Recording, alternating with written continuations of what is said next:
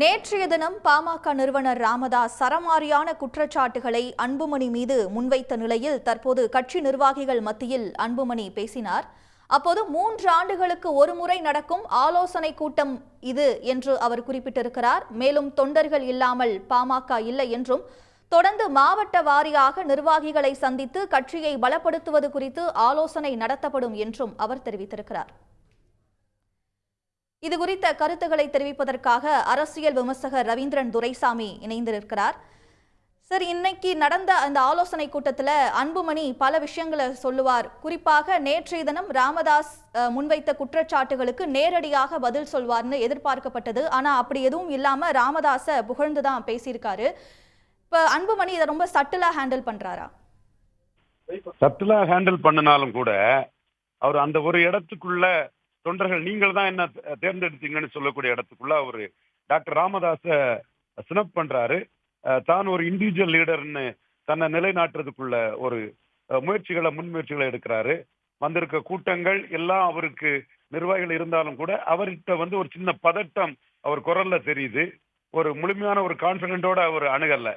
என்றாலும் கூட அவரு ஒரு இடத்துக்குள்ள ராமதாஸை தவிர்த்துக்கிட்டே போயிடலான்னு சொல்லும் போது டாக்டர் ராமதாஸ் வழிகாட்டினாருங்கிற ஒரு இடத்துக்குள்ள மக்கள் காவலர் டாக்டர் ஐயா வழிகாட்டினார் சொல்லும் போது அந்த கூட்டத்துல அதுவரை இல்லாத கைத்தட்டல் டாக்டர் ராமதாஸை பற்றி பேசும்போதுதான் அந்த கைத்தட்டல் பெரிய அளவுல கிடைக்கிறது. ஆக இந்த அன்புமணி கூட்டத்துக்குள்ளே கூட தொண்டர்கள் டாக்டர் ராமதாஸ் பக்கம் நிற்கிறாங்கிறதோட எடுத்துக்காட்டு இதை காட்டுது.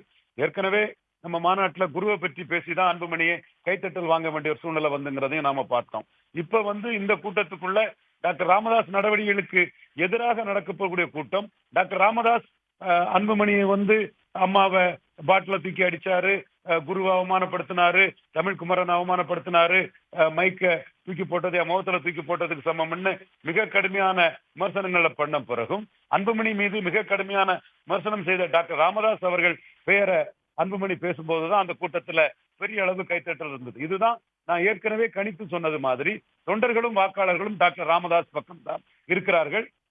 Rank and file is with doctor Ramadoss. Only second level leaders are with Anbumani Ramadoss. காரணம் ஏஜ் டிஃபரன்ஸ் தான். இனிமே டாக்டர் ராமதாஸ் ஒவ்வொருத்தரையா பார்த்து உனக்கு அந்த டிக்கெட் இந்த டிக்கெட்னு கொடுத்துக்கிட போறதில்ல.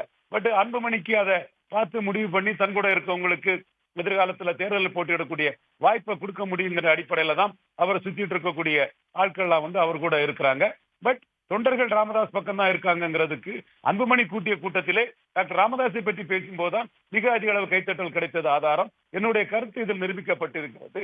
பாட்டாளி மக்கள் கட்சியை பொறுத்தவரையில் தொண்டர்களும் வாக்காளர்களும் டாக்டர் ராமதாஸுடன் தான் இருக்கிறார்கள்.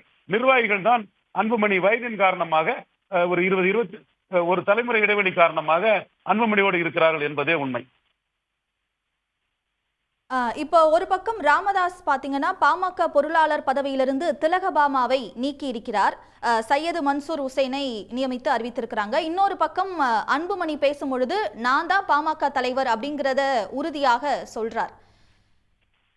இப்ப இதை எப்படி புரிஞ்சுக்கிறது? திலகபாமாவுடைய நீக்கம் அப்படிங்கிறது செல்லுபடி ஆகுமா? ஏன்னா தலைவர்னு அன்புமணி தன்னை கிளைம் பண்ணிக்கும் போது இந்த விவகாரம் எப்படி போகும்?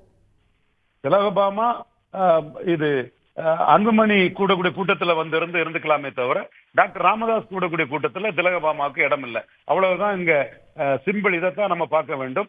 இந்த இடத்துக்குள்ள அன்புமணிக்கு இன்னைக்கு நடந்த அவர் போட்ட கணக்குல அவர் கணக்கு தான் லீடர் தான், தொண்டர்கள் தான் எல்லாம் முடிவு பண்றாங்க, ராமதாஸ் இல்ல, தொண்டர்கள் தான் எல்லாம், ராமதாஸ் இல்லங்கிற கருத்தை தான் சொல்ல வந்தாரு. ஏதாவது ஒரு இடத்துல ராமதாஸ் சொல்லும் போது எல்லாருமே நாங்க ராமதாஸ் கூட நிக்கிறோம்னு இவர் கூட வந்த தொண்டர்கள் ராமதாஸ் பக்கம்னு சொல்றதுல அன்புமணி குழம்பி போயிருப்பாரு. இது அவருக்கு பெரிய இடியாப்ப சிக்கலை கொடுக்கக்கூடியது. இவங்க கூட்டணிக்கு போனோம்னாலும் ராமதாஸ் இல்லாம யாரும் சீட்டு கொடுக்க மாட்டாங்க. இவங்க தனிச்சு நிக்கணும்னாலும் ராமதாஸ் பிரச்சாரம் பண்ணாம தனிச்சு நிற்கவும் முடியாது. சோ ராமதாஸ் இந்த தொண்டர்கள் மக்கள் செல்வாக்கு பெற்ற தலைவர் இல்லாமல் அன்புமணியால் இயங்க முடியாது என்பதுதான் உண்மை. இப்படி கூட்டம் போடலாம், ஆட்கள் வரலாம், ஆனா ஊர்ல போய் தொண்டர்கள் கூட்டம் போட்டு மக்கள் அதை பாராட்டக்கூடிய அளவுக்கு அது இருக்காது. அரங்க கூட்டம் நடத்தலாமே தவிர மக்கள் கூட்டம் ராமதாஸ் இல்லாமல் அன்புமணியால் நடத்த முடியாது என்பதுதான் என்னுடைய ஆணித்தரமான கருத்து. இப்ப தற்போது வரைக்கும் ராமதாசுடைய விமர்சனத்திற்கு அன்புமணி எந்த பதிலும் சொல்லல. அப்ப இந்த மோதல் அப்படிங்கிறது சமாதானத்தை நோக்கி போதா இல்ல அதிரடி பிளவை நோக்கி போகும்னு பார்க்கிறீங்களா? மோதல் வந்து சமாதானத்தை நோக்கி போனோம்னா இதுல சமாதானத்தால பலனடைய போகக்கூடியவர் வந்து அன்புமணி ராமதாஸ் தான். அப்போ அன்புமணி ராமதாஸ் தான் இதுல இறங்கி போகணும். உங்க கூழுக்கும் ஆசை மீசைக்கும் ஆசைங்கிற அடிப்படையில அன்புமணி ராமதாஸ் செயல்பட முடியாதுங்கிறதா என்னோட கருத்து. உறுதியாக மீண்டும் சொல்றேன், பாமக அரசியல் என்றால் ஆள் எண்ணம், அரசியல் என்றால் மக்கள், இது அரசியல் என்றால் ஓட்டிங் பெர்சன்டேஜ். அந்த ஓட்டிங் பெர்சன்டேஜ் அன்புமணியை வச்சு வராது, டாக்டர் ராமதாஸை வைத்துதான் வரும். டாக்டர் ராமதாஸ் தான் வன்னியர்களின் முகம் என்ற அடிப்படையில் தான் பிற கட்சிகளும் அந்த இந்த பிளவில் உள்ள 2 தலைவர்களையும் அணுகுவார்கள்.